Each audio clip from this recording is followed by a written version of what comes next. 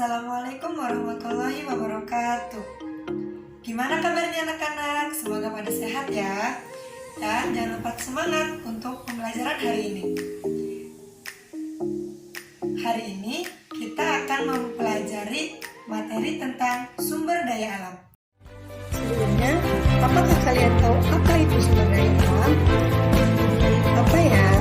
Jika tidak tahu, mari kita simak video berikutnya. Dalam sumber daya alam ini, ada 3 poin penting yang harus kita ingat. Yang pertama, pengertian.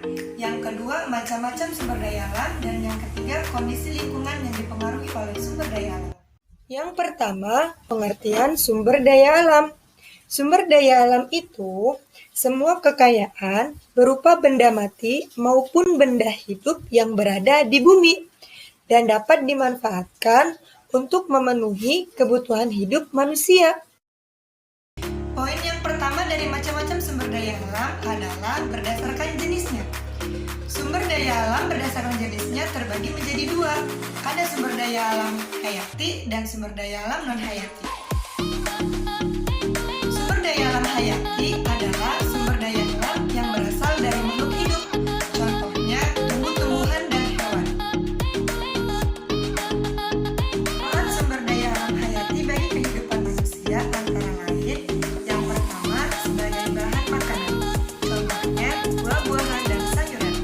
Manfaatnya yang kedua sebagai obat-obatan. Contohnya ginseng dan jahe. Yang ketiga sebagai bahan bangunan. Contohnya pohon jati dan pohon kelapa. Sumber daya alam non-hayati adalah sumber daya alam yang berasal dari makhluk tak hidup. Contohnya air, sinar matahari, dan tanah.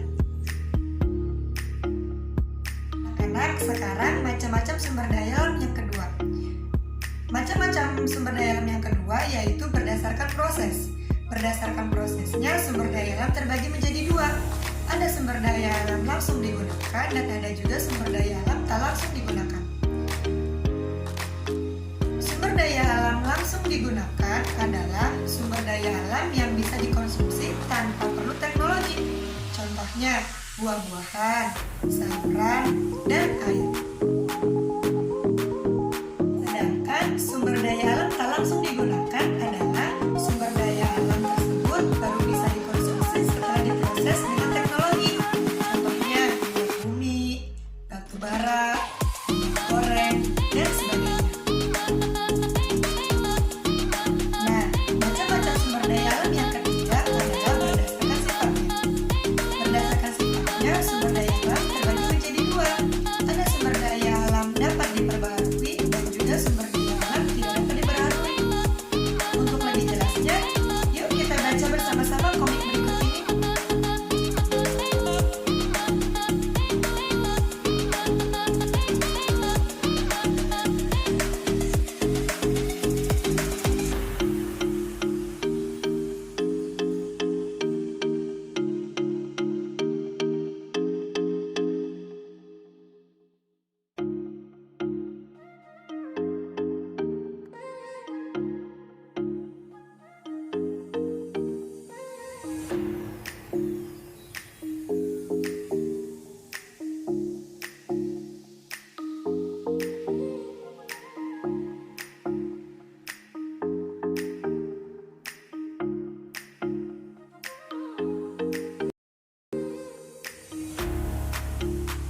Nah, poin yang ketiga yang perlu kita ingat tentang sumber daya alam adalah sumber daya alam dipengaruhi oleh lingkungan.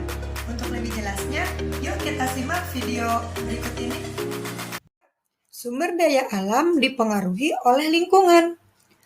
Kondisi lingkungan sangat mempengaruhi keberadaan dan kualitas sumber daya alam. Lingkungan yang terawat membuat sumber daya alam berkualitas baik. Contohnya, air sungai yang bersih dan ikannya sehat. Sedangkan lingkungan yang tercemar membuat sumber daya alam berkualitas buruk. Contohnya, sungai yang tercemar, airnya menjadi kotor dan ikannya mati.